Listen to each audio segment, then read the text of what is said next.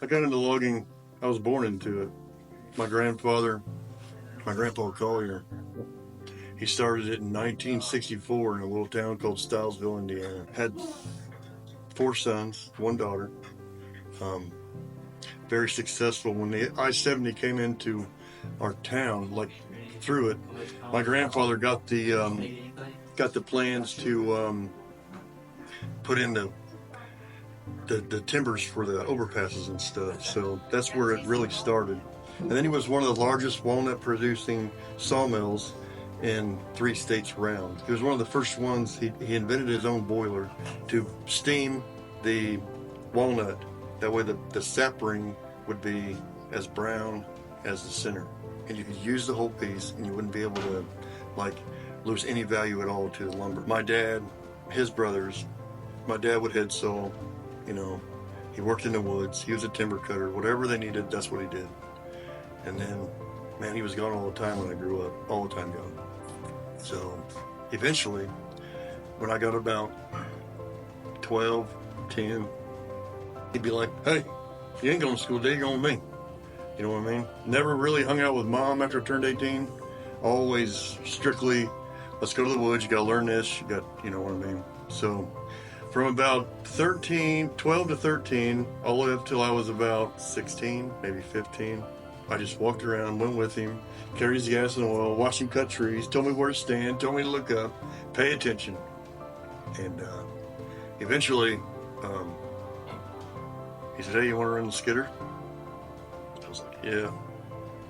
So I started doing that when I was around 14, 15. I thought I was it, man. And I ran that skidder for probably, 10 years, off and on. And then one day I was like, hey, I ain't running the skidder today. What? I ain't coming to work unless you let me cut timber. That's what I want to do. I know how to do everything else. Now I want to cut trees. And he showed me. And I asked him, hey, what do I need? You need your mind and your chainsaw. So that's what I did. I'm sorry I'm a little bit emotional, but it's a big part of my life. I started cutting timber around 25, 26. He had me notch the tree, bore in from the side, always leaving a trip in the back of my trigger. He made me do that for a year. He said, if I get you doing anything else, you're never cutting trees again. So I did that for about 9 months. And he came back here and he's like, hey, what are you doing? You don't cut it like this, cut it like this. And he showed me different tricks every time.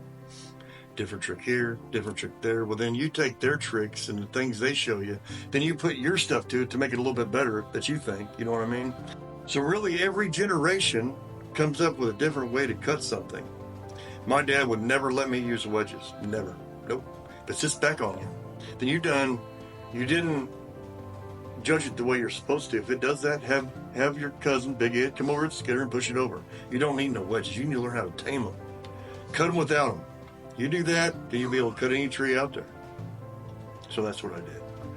So that's how I become a logger, man. I was born into it. Very hardcore loggers. If you didn't get it, you're going to be made to get it. You get what I'm saying? So, and they didn't believe in sharing nothing with anybody. What they told you, you shut your mouth. You don't tell nobody. There's 10 to 15 people, other logger companies that are around us. So what you know is what you know. We were the #1 walnut producer around our area. So, and it's fun, man. I've learned a lot about it, but I don't think that you should take your talent and ball it up and put it in your shirt sleeve and don't tell nobody. What good does that do anybody, man? Your talent's worth something. If I can go and tell my followers and people that I love, hey, look out, you're going to get hit, then that's what it's all about. If you watch my videos and it reminds you to look up, pay attention, I've done my job, you know. If you can watch my videos and learn that, that I believe that we are examples to the people in the world. A Christian is an example, not by what he does, you're a Christian by the way you act and the way you treat other people. And if you have a talent that you're supposed to share with people, and you don't share it and you don't use it to the best of your abilities, then what good is your talent? The logging is a big thing to me. It's a passion. It's not a job.